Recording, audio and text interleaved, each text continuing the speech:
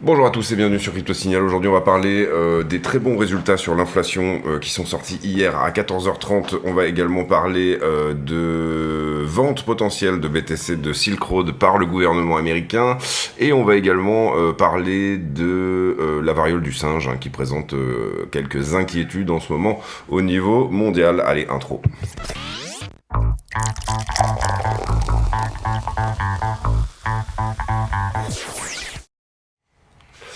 Alors, la structure, on est là en daily pour le moment. Pour le moment, on larve un petit peu sous cette trend ici de distribution. La structure qu'on est en train de faire est pas nécessairement moche, j'ai envie de dire.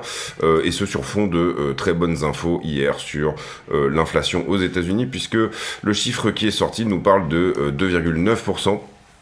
Contre un consensus qui prévoyait 3,2. Donc concrètement, on a une inflation aux États-Unis qui reste sous la barre des 3%, qui passe même sous la barre des 3%, ça c'est une très bonne chose. Et puis concrètement également, on a également d'autres petites choses qui viennent un petit peu assombrir le tableau, mais j'en parlerai dans la partie fondamentale. En soi sur la structure, au moment où la news est sortie hier, on a un petit peu corrigé, on est venu chercher les longueurs, et puis là on est en train de reprendre du poil de la bête, et peut-être qu'on va pouvoir casser cette correction. Éventuellement, si on peut dire sur la 4 heures une possibilité de flat, ça serait vraiment pas exclu, c'est-à-dire faire un bull flag, une structure un petit peu paralléloïde comme ceci. Là, on voit qu'on est légèrement passé sous la structure, mais le support a plus ou moins tenu, ce qui est plutôt une très bonne chose, vous le voyez ici. Le rachat se fait, et personnellement, pour l'instant, en tout cas de ce que j'en vois, et du côté fondamental qui est quand même pas trop mauvais, je pencherai plutôt vers une A, une B de correction, et une continuation en C vers la hausse, de ce d'autant plus que pour le moment, encore une fois, le support a l'air de tenir. Attention, on a aussi des choses qui assombrissent le tableau, encore une fois, c'est ce que je vais évoquer dans la partie un petit peu plus fondamentale. En ce qui concerne Ether, BTC, c'est un petit peu la même structure, je parle bien sûr de ça. Et pour l'instant, on est toujours en tendance baissière et on est toujours sous la traîne. Donc pas de gros... Je dirais, voilà, quand on arrivera déjà à casser ça, on pourra se dire que à minima, on est sur un retracement haussier qui viendra jouer dans ces lignes-là. Retournement de structure complète. Ça demande ici, encore une fois, des précisions et on va dire des confirmations supplémentaires. Pour l'instant, Ether contre BTC reste en tendance baissière. Et il a un momentum de baisse quand même assez conséquent, même si on voit que là, en ce moment, sur ces derniers jours, Ether surperforme très légèrement BTC. Même chose ici en ce qui concerne Ether contre le dollar. À partir du moment où je dirais on perd ce support-là sur Ether, ça paraît, ça va être un peu plus compliqué de le réintégrer. Je parle des 2800. Si on arrive à le traverser, qu'on arrive à le passer au travers de bonnes nouvelles, notamment par exemple sur l'inflation, eh bien à ce moment-là, ce serait très joli que de pouvoir réintégrer finalement le range précédent. Sous-entendu, j'avais un range, j'ai fait vraiment mon gros nettoyage en dessous et je suis même passé quasiment sous la structure précédente en fait. Et puis finalement, je réintègre ma marche d'escalier après avoir pris la liquidité là où elle devait être prise. Les altcoins et leur dominance, toujours pareil, il n'y a pas vraiment eu ici de changement. La question étant, est-ce que sur fond de pivot potentiel et d'une forme de récession, ou en tout cas d'une inflation qui progresse à la baisse, est-ce que les alts vont du coup se reprendre également sous forme de flat comme ceci pour une continuation, et là pour le coup potentiellement un retournement de la structure autour des 20%. Je parle de la structure 4 heures, je parle pas de l'essaimment de la structure weekly ou autre, ou alors est-ce que malheureusement il va y avoir des mauvaises nouvelles, des mauvaises choses qui peuvent éventuellement nous faire nous retourner. À ce stade, encore une fois, si j'en reste juste simplement à l'analyse de l'inflation, les chiffres sont vraiment excellents. Alors ça aurait pu être plus bien sûr, mais on est très largement en dessous du consensus, et d'ailleurs on voit que le S&P, donc les 500 plus grosses capitalisations américaines, se portent plutôt bien. Un des problèmes étant que hier en fin de journée, j'essaie de vous trouver là le taux d'inflation qui est ici.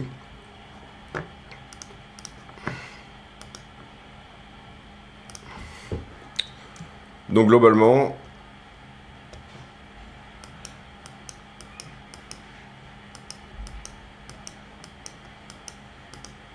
ce qu'on a eu, C'est un print du CPI à 2,9, vous le voyez, c'est ici sur la chart. Donc on continue à la baisse. On a complètement cassé un petit peu ce plateau de latéralisation. Le fait qu'on passe pour moi sous les 3% donne quand même un signal qu'on est sur le chemin des 2%, ce que voudrait voir Jérôme Powell. On va aller voir les chiffres dans leur détail. C'est-à-dire quel est le core CPI qui a été sorti et print hier. Le core CPI en year over year est à 3,2 alors que le chiffre global est à 2,9. Donc ça nous donne moins 0,3 sur les matières premières. Donc ça, on va le reporter ici. Je mets en pause une petite seconde. Voilà, donc comme je vous le disais, chiffre global à 2,9 en tout, un core CPI à 3,2 et une inflation de l'énergie, entre guillemets, enfin de la bouffe et du pétrole qui nous donne plutôt une diminution des prix, à savoir moins 0,3. En soi, c'est plutôt encourageant, je dirais, pour, voilà, vous voyez ici, au niveau du core CPI, ce sur quoi peut agir Jérôme Powell, hein. On était un peu bloqué autour des 4%, et depuis quelques mois, eh bien, ça descend bien, 3,6, 3,4, 3,3, et désormais 3,2%. Ce qu'on veut, c'est que ce chiffre passe sous les 3%, ça serait vraiment une bonne chose, et on veut une forme de continuation. On ne veut pas rester dans cette espèce de plateau ici d'inflation autour des 3%, on veut vraiment que l'inflation descende sur la barre et la zone des 2%, ce qui pourrait permettre à Powell de pivoter dans des bonnes conditions. On passe sur le fondamental. On a eu des mouvements... alors, mais oui, il y a plusieurs choses, pardon.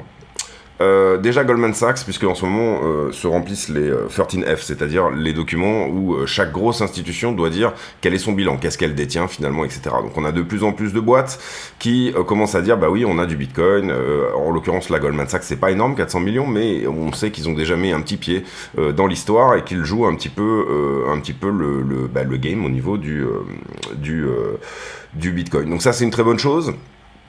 Et la question que je posais ici, c'est serait-ce enfin le trimestre des institutions? C'est-à-dire que sur le trimestre dernier, est-ce qu'on n'aurait pas effectivement un petit peu plus de grosses institutions qui sont rentrées sur la crypto? Et malheureusement, hier, alors ça c'était plutôt hier en fin de journée je crois, le gouvernement qui a, au travers de ses wallets, de ses portefeuilles, bougé une dizaine de milliers de bitcoins qu'ils avaient remportés, confisqués lors de l'affaire Silk Road. Donc ça correspond à peu près à 600 millions de dollars. Ils les ont bougés vers Coinbase Prime, qui est la plateforme de vente des institutionnels. Donc c'est relativement possible eh bien que ces BTC aient été vendus, ou en tout cas qu'ils soient sur le chemin de la vente, ce qui a tendance en général à faire flipper un petit peu le marché, puisque la pression de vente américaine de la part du gouvernement peut éventuellement bien sûr provoquer une... Enfin on parle quand même de 10 000 bitcoins, c'est un chiffre qui est conséquent. Et bien sûr l'inflation qui est descendue au-delà des 2,9%, on en a déjà parlé. Pas grand chose ici sur, à part je pense que ça parle de Nord Stream, ouais. Le sabotage de Nord Stream qui a été fait, maintenant on le sait, par un conglomérat américano-ukrainien et en lien avec la Norvège, etc. Donc c'était bien, je me rappelle plus de son nom, mais le journaliste qui avait effectivement raison sur son enquête. Partenariat visiblement entre Pith et l'écosystème Ton, donc Telegram. Très bonne chose également, puisque ça leur permet d'avoir un oracle très fiable. Ici, on passe là-dessus. On passe également là-dessus. Je pense qu'on a fait le tour. Globalement, il y a des grosses options hier, mais j'ai regardé la courbe. Ça me paraît pas nécessairement une courbe en sourire. Courbe en sourire, c'est en général là qu'on finit au max pain price. Là, ça n'est pas vraiment le cas. Visiblement, des bons chiffres également pour les ventes aux particuliers aux États-Unis. Et puis on a eu cette information hier que l'OMS a déclaré une forme d'urgence concernant la variole du singe. Donc on va voir ici, est-ce que les marchés vont être impactés par ça? Bon, vu le mode de transmission et vu le fait que... Bon, on verra, mais en tout cas personnellement je crois pas trop à une fermeture des frontières ou autre. Aujourd'hui à 14h30, donc c'est déjà fait, il y avait des petits chiffres au niveau du chômage. Je sais pas si en faisant un...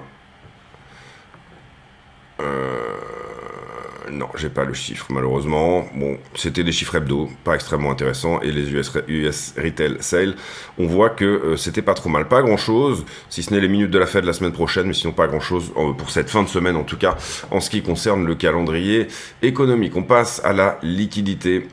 Qu'est-ce qui a été liquidé hier? Eh bien, il s'agit de une centaine de millions de dollars. C'est plutôt une journée normale. On a liquidé plutôt du long. Peut-être un petit peu pas les retardataires, mais on a déjà forcément une vente de la rumeur sur un bon CPI, ce qui constitue une pression vendeuse. Le chiffre est bon, mais il faut attendre que ça sorte un peu ses longues, cette histoire, et que ça corrige un petit peu sa structure. Je dirais que le support actuel, enfin celui qu'on a touché autour des 58 000 et quelques, est déjà peut-être un bon endroit pour se positionner, encore une fois, pour une fin du mois d'août que je dirais correcte, en tout cas en ce qui concerne les choses qui ne sont pas endogènes à la crypto, c'est-à-dire, on parle bien sûr là du CPI. Il ne faudrait pas qu'il y ait des choses qui sont endogènes à la crypto qui viennent se greffer là-dessus et un petit peu noircir le tableau, et encore une fois, on l'a vu sur les BTC de Silk Road qui ont bougé, si ça se mettait à bouger plus, ou si ça continuait, ou ça se mettait à vendre fort, il se pourrait bien sûr que ça se passe à la correction dans ce sens. Donc là on voit que quand la news est sortie, encore une fois la news est bonne, hein, elle est plutôt vendue, c'est relativement normal, on achète la rumeur, on vend la news, derrière on vient chercher sous la structure pour aller chercher un petit peu du contrat dans ces zones là également, et puis derrière potentiellement qu'on est peut-être en train de se reprendre, encore une fois, sauf mauvais événements autour de la crypto. En ce qui concerne les marchés en levier, on a pris deux zones plutôt de short, hein, qui étaient potentiellement à prendre. Le funding est toujours dans des zones à peu près neutres, donc on peut enlever ici ces deux zones-là.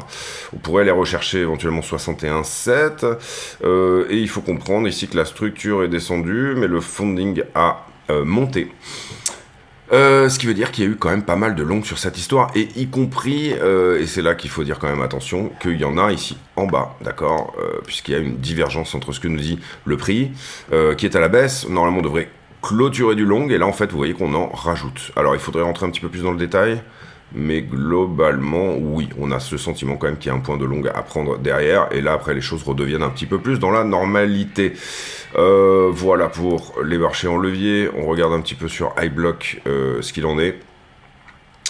Je vais faire un refresh, comme ça on est propre.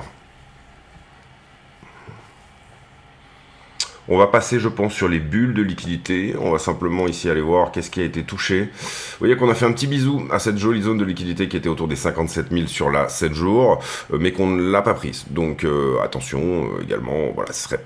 On va dire qu'on a de la liquidité intermédiaire qui peut faire éventuellement la jonction pour aller chercher ces fameux 62-63 000. Ça, c'est plutôt une bonne chose. Mais globalement, on n'a pas pris toute la liquidité. On n'a pas nettoyé entièrement la une semaine, comme on avait pu le faire, par exemple, dans ces zones-là. Et sur Ether, c'est la même chose un petit peu, c'est-à-dire qu'on est venu bouffer une partie de cette liquidité-là, mais on s'est quand même assez rapidement repris et on n'a pas bouffé toute la liquidité. Par contre, vous voyez que sur les bulles, sur Ether, sur les bulles de liquidité, c'est très propre, puisqu'on vient chercher vraiment la liquidité résiduelle qui était présentée sur iBlock. Si iBlock vous intéresse, n'hésitez pas à passer par le lien de la chaîne, vous aurez un gros discount. Et puis derrière, effectivement, on se reprend pas trop mal, et je note une absence quand même de longue sur la montée qu'on a eue depuis hier à peu près. Donc ça, c'est pas trop mal. Et sur BTC, on voit qu'effectivement, il y a du long dessous, hein. Ici, on a rajouté, c'était déjà un endroit où on en avait, donc on a remis un petit peu plus, mais qu'on a quand même fait un joli bisou à la zone de liquidité, encore une fois. On va sur le prix, on fait la conclusion de cette vidéo sur des plus petites time frames, comme d'habitude. Alors en l'occurrence, ce qu'on peut dire ici, c'est que il y avait un support assez mignon là, hein, sur cette zone-là, et ce depuis hier. On pourrait même marquer la zone des 58 300, etc. On va essayer de trouver la time frame dans laquelle il a tenu. Déjà en 15 minutes, c'est pas trop mal, mais je préférerais avoir quelque chose de plus... Ouais, en 1 heure, malheureusement, on l'a pas ici. Et en 4 heures... Ouais, je pense qu'on peut parler d'un support 4 heures à peu près sur cette zone-là. C'est là où j'ai le plus de touches et que ça paraît le plus cohérent. Quelque part par ici, vous voyez qu'on n'a pas hard closé ce niveau-là. Hard closé voulant dire faire une ouverture et une clôture dans une time frame 4 heures en deçà de ce niveau-là. C'est vraiment la limite ici, et je trouve qu'on a pas mal de touches, donc ça reste propre. Donc perdre ce support 4 heures ne serait pas une bonne nouvelle. En revanche, passer au travers ici de cette résistance 4 heures, hein, que vous voyez qui est plutôt sans ambiguïté, qui se trouve à peu près par ici.